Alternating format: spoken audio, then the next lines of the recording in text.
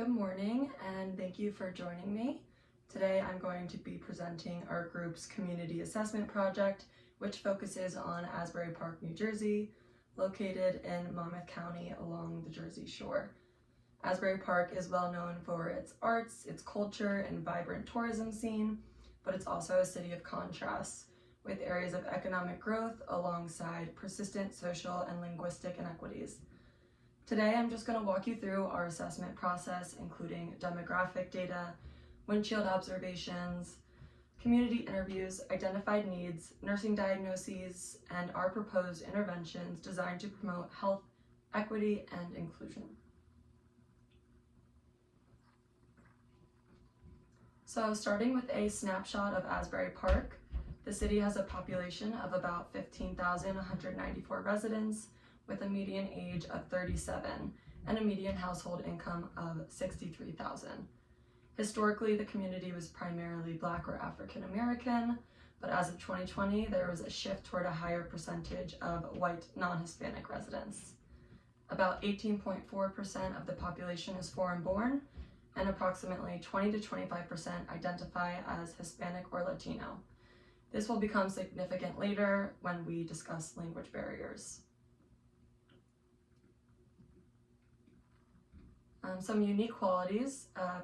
Culturally, Asbury Park has been famous, or is famous, for music and entertainment venues such as the Stone Pony, the Paramount Theater, and of course the famous Boardwalk, which holds a plethora of attractions and cuisine options, all of which drive tourism and boost the local economy.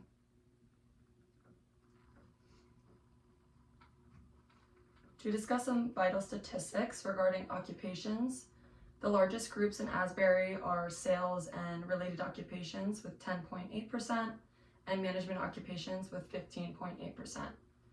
Other significant fields include food service with 6.2%, building and grounds maintenance with 5.6%, and healthcare support with 5.9%. Education and health diagnosing / treating occupations also make up a notable portion of the workforce, reflecting strong service and healthcare sections. Overall, Asbury's economy leans towards service, sales, and management roles.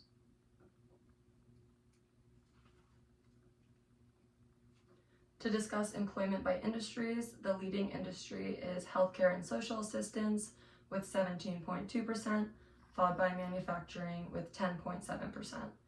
and accommodation and food services with 9.6%. Other key industries include retail trade with 8.2%, professional, scientific, and technical services with 8.6%, and construction with 7.1%. Smaller but vital contributors include finance and insurance with 4.5%, and public administration with 4.2%.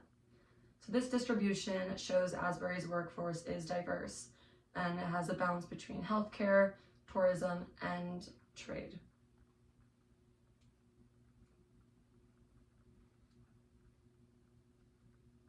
Mean earnings and education. So the men make an average of $64,185 a year, while the women make an average of $36,368 a year. And the difference between these wages is showing significant gender income gap. As for education levels, the bachelor's degree holds 20.1%, high school diploma 18.4%, master's 9.3%, and associates 5.3%. Higher education correlates with higher earnings, although gender disparities persist even amongst educated groups.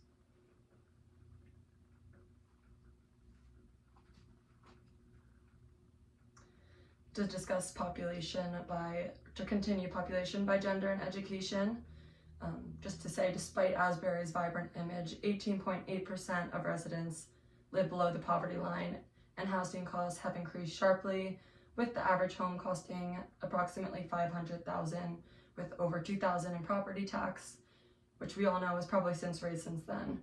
So Asbury Park attracts visitors from across the country, and many of its local residents still struggle with affordability and access to resources.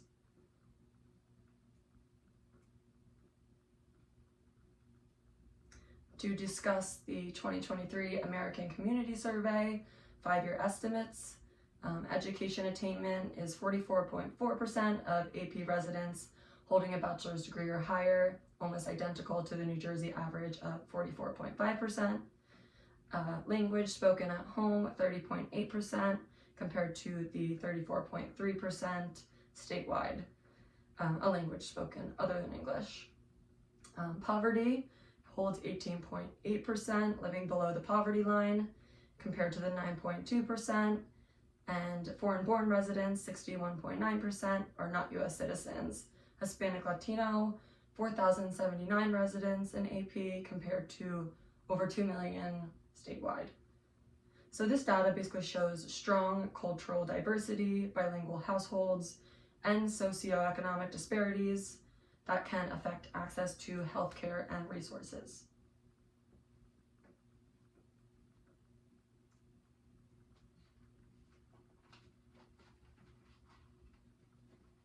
Now just to discuss some groups and subgroups. We have Little League, Music and Arts Group, African American Music, Mercy Center, Salvation Army, LGBTQ Community Center, Jewish Family and Children's Services, Chamber of Commerce, Catholic Charities, Straight Jew Commission. All of these groups highlight Asbury's inclusive spirit, combining social services, cultural preservation, youth programs, and advocacy. They play a key role in supporting vulnerable populations, promoting equality, and strengthening the city's community connections. Now to begin our windshield survey. During our windshield survey, we focused on community infrastructure, transportation, accessibility, and neighborhood conditions. The streets and boardwalk areas were well maintained, and there's visible diversity in businesses, restaurants, and cultural centers. However, we also did notice gentrification and housing disparities, with clear divides between renovated beachfront areas and older inland neighborhoods. Public signage and city information, such as parking meters, ticketing, and city notices, are primarily in English, despite a large ESL population. So this observation led us to dig deeper into language accessibility as a social determinant of health.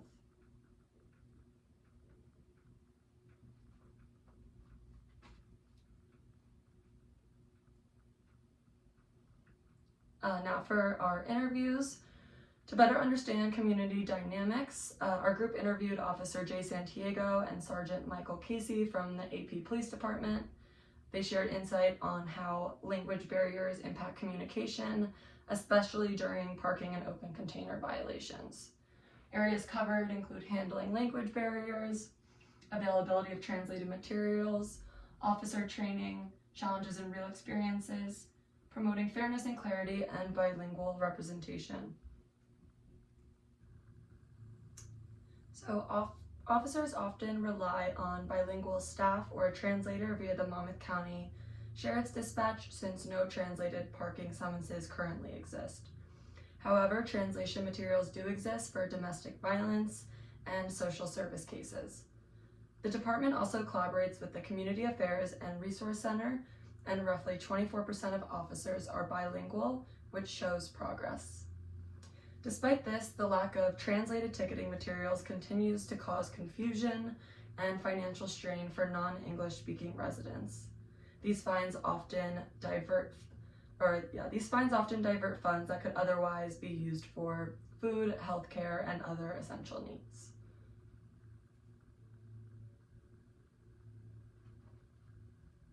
We also attended 2 major community events.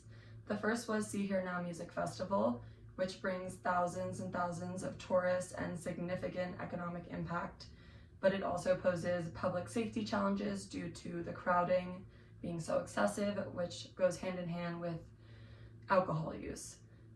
So the second we attended was the City Council meeting on September 25th. Topics such as hunger needs in the community, lifeguard recognition, and honoring of 2 life-saving police officers were discussed. What stood out was just the diverse demographic makeup of attendees and the city's responsiveness to community feedback. This reflects strong community engagement but it also highlights that language inclusivity still needs attention at the policy level.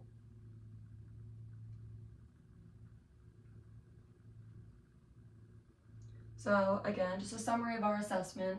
Addressing this need through expanded language access, improved signage, and stronger community partnerships can build a future that reduces inequities, enhances resident support, and strengthens the city's foundation for a more inclusive and healthier community. As we said before, Asbury Park's a vibrant and developing coastal community with 18.4% of the population in 2023 being foreign-born, and a significant number of residents for whom English is not their first language. APPD shows bilingual capacity and city leaders remain responsive. However, that key issue still persists. Limited multilingual signage and untranslated ticketing materials continue to disproportionately affect ESL residents, leading to preventable fines and unequal treatment under city ordinances. These fines place a financial burden on vulnerable populations and erode trust in local systems, ultimately harming public health outcomes.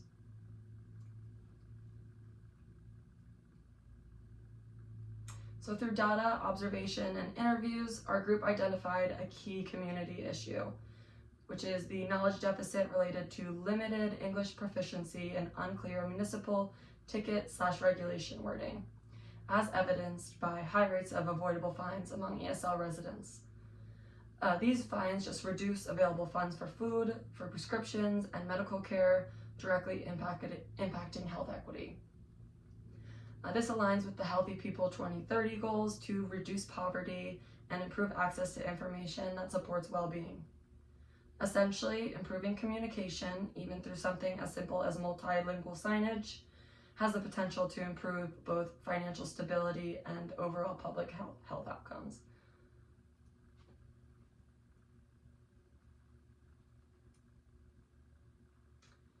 So as stated, our nursing diagnosis is knowledge deficit related to limited English proficiency and unclear municipal communication, as evidenced by preventable citations among ESL residents. I've talked about most of this already, but just so you have a visual of our SBAR, the situation at hand, the ESL residents getting avoidable tickets. Signs and tickets are only in English, using complex terms, ultimately leading to misunderstandings. Fines reduce funds for healthcare, prescriptions, and food. Our BA background, we have the percentage of our foreign-born and Hispanic Latino, the excess parking tickets yearly, current signage, and tickets not being ESL friendly.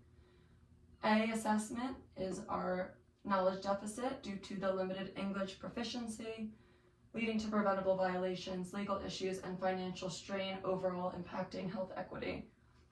And our R recommendation, partnering with city and police to simplify and translate signage and tickets, creating multilingual flyers and videos on common infractions, hosting education sessions at ESL centers such as Mercy Center, measuring success via reduced ticket rates and improved understanding.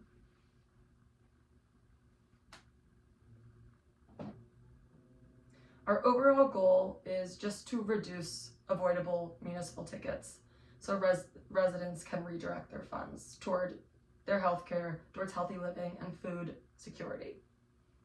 We proposed 3 SMART objectives: reducing ticket rates by 20% within 12 months, increasing ordinance comprehension by 50% within 6 months, and installing at least 50 multilingual signs in key areas within 9 months.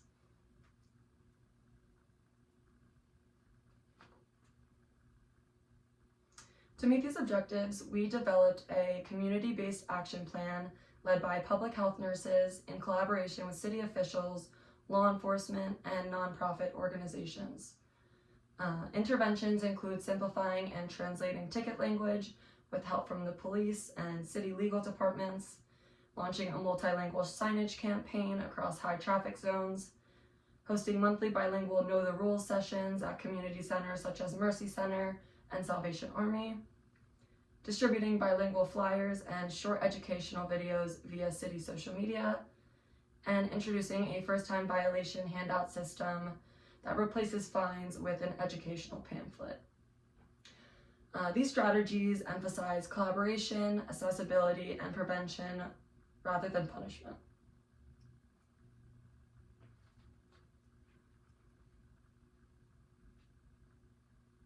Resources needed include funding for translation and parking, volunteer interpreters or contracted language services, meeting space such as at community centers, city support for that signage and ticket redesign.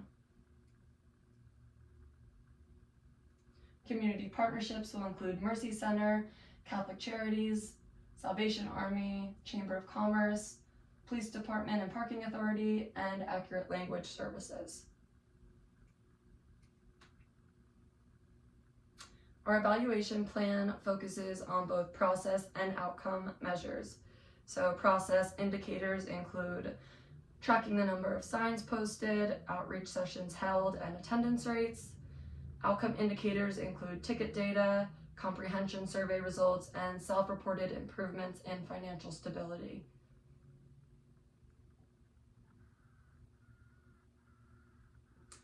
Methods, we basically plan to assess progress quarterly through police citation data, bilingual surveys, and city inventories.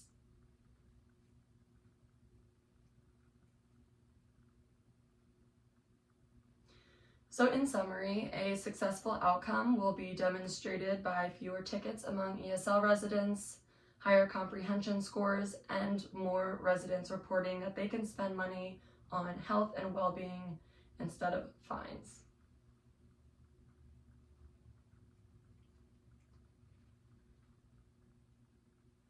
So just in summary, Asbury Park is a diverse and evolving community with incredible cultural assets, as we mentioned, but there's also a clear need for language-inclusive public communication. By improving accessibility through signage, translation, and education, we could help residents make informed decisions, reduce financial hardship, and strengthen trust in local systems. As public health nurses, our role extends beyond just critical care. We advocate for policies and systems that promote equity, inclusion, and overall community wellness. So that concludes our presentation, and thank you for your time.